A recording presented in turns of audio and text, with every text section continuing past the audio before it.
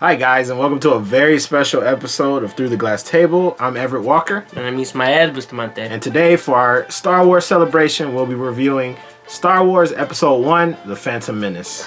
The Phantom Menace is the fourth film of the franchise, but the first in the Star Wars saga. It tells the origin stories of our favorite characters like Anakin Skywalker, Obi-Wan Kenobi, Yoda, a 6-foot-tall Sambo-like rabbit, and it's all done in like late 90s CGI. I guess we'll just get right into it. I am not a fan of this movie. Just to say I can't even speak. I mean, even though we're going to review all 6, I don't think it's presumptuous for us to say right off the bat, this is probably the worst Star Wars movie ever made. It's a complete mess. It's just awful. Yeah, I mean, throughout the whole time that we were watching it, it's just, there was so much going on. It was so hard to understand what's actually happening in the beginning.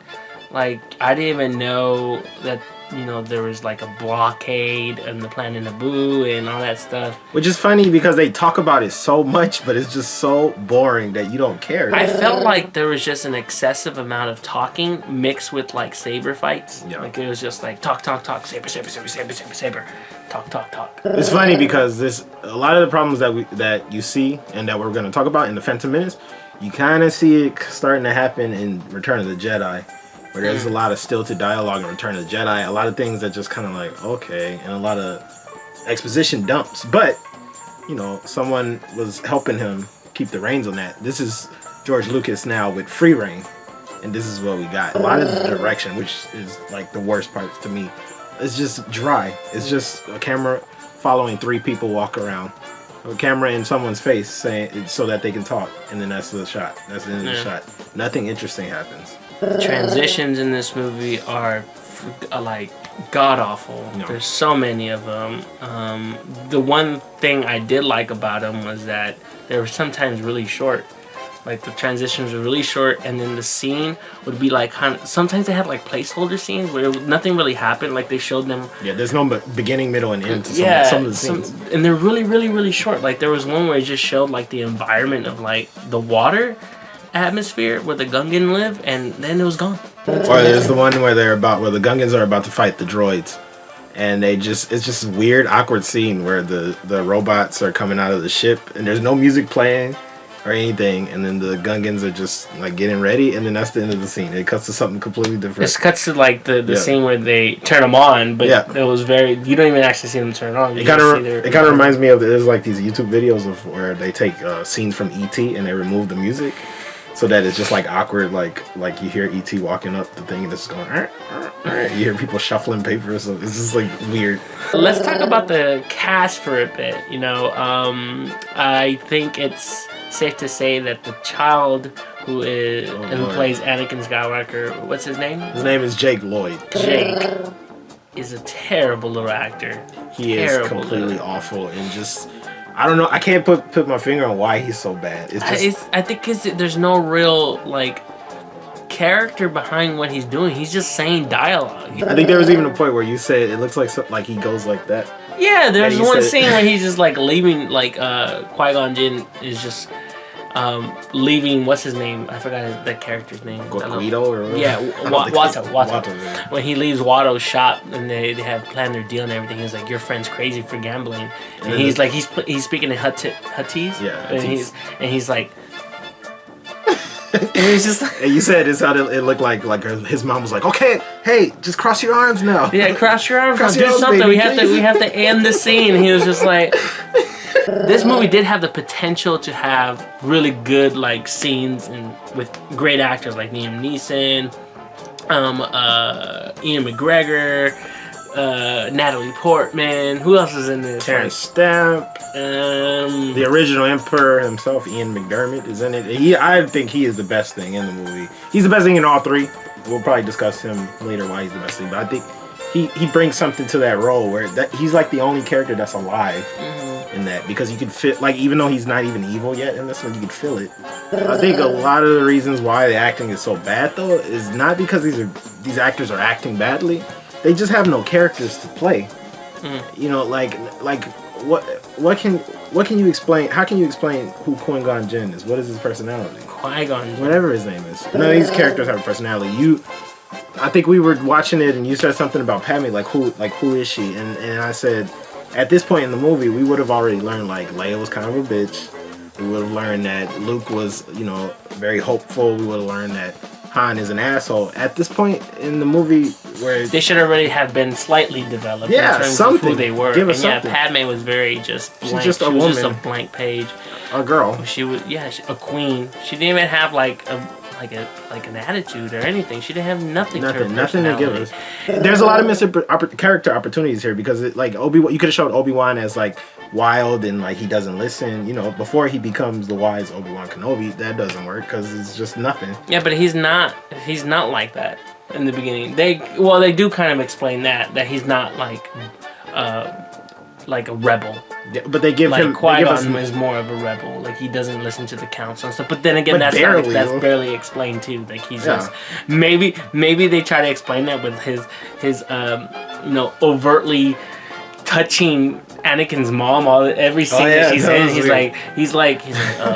I totally think that they were doing it like just on that sexual tension. Every moment that he could touch her, he was. Yeah, he was like, "Let me take you off that horse," and he was like, "Don't worry, I'll protect him." I imagine like in the close-ups, if you panned out, he was just like squeezing her ass while he was talking to her. But another thing that I would like to talk about is the fact that they were really George Lucas did a lot of misses as well when it comes to like placing the future dots for the sequels that would come. It's easy like setting up payoffs and setups. But that's because George Lucas isn't a very good writer, and we make fun of him, but he even says it himself that he just doesn't like the writing process, which is a mystery of why would you do it by yourself this time around. But yeah, he does everything very obviously, just like, this is where you're gonna remember this part because in the next movie she's gonna die. And also just the whole Senator Palpatine's, interest in Anakin is shown like at the very end scene when he's like, "Oh, and I will watch your career with interest." Yeah. Like, bitch. Which is a missed opportunity because I don't think many people knew who played the Emperor in Return of the Jedi. So that really could have been like almost like a I Am Your Father kind of reveal once he got to the third one, but he made it so obvious, especially in 2. That's when it becomes clear who he is. Mm-hmm. It would have been really surprising, but he just doesn't have the ability to be subtle, and he doesn't even have the finesse to demonstrate or to develop that like those characters in this one either. Like you start off already knowing the names of the villain. Yeah. Like you start off knowing that it's Darth Maul. Like, okay, I understand it's Darth Vader and stuff like that, but the Emperor has always just been the Emperor. He never really had a name. And this one, he's like Lord Sidious. Yeah, he's just Darth Sidious. And it's just like, I think a lot of the problems that I kept bringing up too when we were watching is that a lot of things are just mimicked because he assumes that we remember these things from the original trilogy. So just now we got to put 10 times more of it. So there was a Darth Vader. Now every Sith name is Darth. It feels like he's selling us Star Wars instead of giving us Star Wars, and it feels cheap. And that's why I can't think of anyone that I know in my life who thinks that Phantom Menace is the best movie, or at least their favorite movie. Maybe kids who grew up watching it would be like, "Oh, it touched me," but those must be some stupid kids. Well, yeah. I don't think we can not talk about this movie without Jar Jar Binks. Jar Jar Binks is supposed to be like the Star Wars version of a Sambo. Yeah. And Sambos usually were used not only to offend and kind of laugh at the situations, but they're kind of used as segues and to like break up tensions or to and balance out a story. And so for Jar Jar, I think he was trying to use him as that. Like he's kind of like the comic relief of those situations, and he's used as the final thing to say before the transitions come. Like for a lot of the scenes, like he's used like, "Oh, Misa, we are going home." It seems like he didn't know how to end the scenes naturally, so just put Jar Jar. Yeah. And then the other racist motifs that we saw was like the aliens who are part of the Trade Federation. Oh my God, the main kind of villains of this film besides Darth Maul. They're like clearly, you said Japanese. I said Japanese. They totally there's some sort of Asian Japanese like culture. Even down to their facial structure. The facial structure, the way they talk, you could tell that they're Japanese actors or that they're people mimicking Japanese like accents. And it's like even their positions in the Star Wars universe, they're kind of like technological savvy people. Yeah. And their business practices are kind of like the semi-communism kind of thing, the way that Chinese usually Chinese are depicted here, of like they're stoic, like just we business. Yeah. You will sign the treaty for us. Yeah. I was like, wow, that's so noticeable. That's weird. And I you know, when I was younger, I never picked up on these things, but when you get a little older and you start to understand the world, it's fucked up. I know that. I don't know how much I believe this one though, but a lot of people say also Guido, or what's his name? Squatto. Who? Guado? Watto is supposed to be like the Jew. Oh, I kind of noticed that now. Yeah, because he's like the barter. Yeah. And he's low down, and he, you know. Yeah, he's weird too. And he speaks kind of in that twang too. Like that gefilte It's fish. a way. Yeah. Where you going now? You can see like Woody Allen. Yeah, Woody Allen's voice. A big part of what made Star Wars was, of course, the fundamental of the Force. And the Force being that it was something more spiritual than something that can be easily explained. Yeah, something you couldn't touch, and it was something that bound everyone together. Bound everyone, even though some couldn't use it or feel it, but it connects all of us in some kind of way. And to have that be cheapened in this movie by using the explanation of like the midi-chlorian, it was just so. Which basically can be detected in like a 24-hour AIDS kit. He uses like the little I need you to send this blood sample. He used the little diabetes prick thing, and it said how many midichlorians there are. He's like 20,000. I said that moment. It was so funny because when he said, he's like 20,000. Even Master Yoda doesn't have that number. It was kind of like just like his power level is beyond norm. It was just like, dude, really? It's the laziest way to show that, though. You know and then even the most laziest way is the exposition to have to describe it. When he was just like, sir, what are midichlorians? He was like, well, Anakin, midichlorians are what gives life force and binds people, blah, blah, blah, blah, blah. Now it's not even about, like, all of us. Now it's just these people. Selected few. Yeah. And then that's kind of scary, and the implication of that, then that makes them like Superman, kind of. Yeah, so now there's even a bigger divide between the people who they're supposed to be protecting and the wolves who like they're our guardians or something. Mm-hmm. Well, they kind of are. They are the guardians in peace.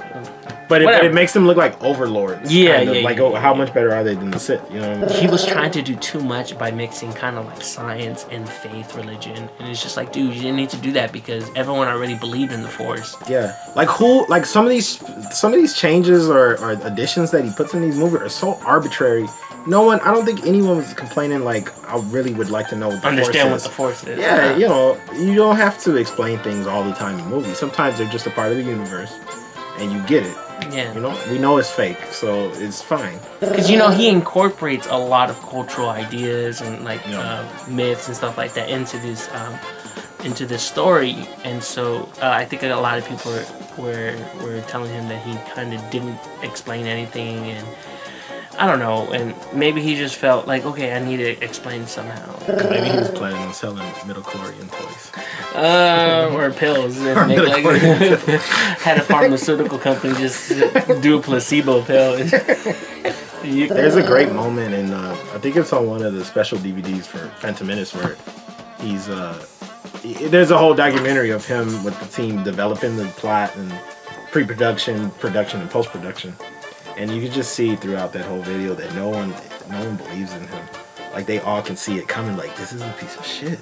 And you see it in people's faces, and they're all looking at each other, like, when George Lucas is talking, and it's like, oh, okay, just like, oh, I can't get out of here. And then he screens it for the producers and stuff, and they finish watching the movie, and everyone's face is just like, no. I haven't seen this movie in a while, because I hate it. But one of the things we always complain about the use of CGI in the prequel movies. The CGI is terrible in this one, don't get me wrong. It's very terrible. But I was shocked by how many real sets were in this. Oh, yeah. I don't remember that. I don't remember that either. I don't remember actually seeing it be like tangible and having so much texture, because I'm so used to like the second and third one being, you know, everything CGI. But yeah, there was a much better balance. Like, it kind of reminded me of the original trilogy, and it looks like a Star Wars film. Yeah, but there's a level of I want to even say intimacy when you do that. Like, the actors can actually feel off in the environment. They can use the room to their advantage. Like, you know, when it's just a green screen and a green backdrop, you can't really do that because how do you feed off like what the texture is? How do you feed off what the atmosphere is supposed to be like? The lighting, mood, all that stuff. Yeah. What do you give Star Wars Episode 1 Phantom Menace? Not being a geek about it, I would really have to give it like 0.5. Oof, that's pretty low. That's pretty low. But just because like it just didn't make sense. It was like weaved together with nonsense, with like just fighting and a lot of talking and not a lot of setup payoff. So yeah, I would give it probably 2 out of 5. You know, there are worse movies. We're not fair to this sometimes. Yeah, I'm gonna because be not fair too. You know, we're too invested in this film series. So I think that removing myself from that, it's not the worst film in the world. It's not good at all. Yeah. I mean, I think, would you say the only pretty much good parts of the movie are the Darth Maul fight and the pod racing? Yeah. Those are Yeah, because I can't think of any actor moments either that I think are stand out. Everything's just mush. So that's pretty much it, guys. Keep joining us here at Through the Glass Table. We're going to be leading you up into the Star Wars The Force Awakens and doing all this celebration and stuff. We're really excited, and the next one, of course, is going to be Attack of the Clones. So I can't wait for that because that's one of my faves of the 3. But we'll get to that later. As always, keep subscribing and comment and let us know how we're doing. Thanks, guys. Bye.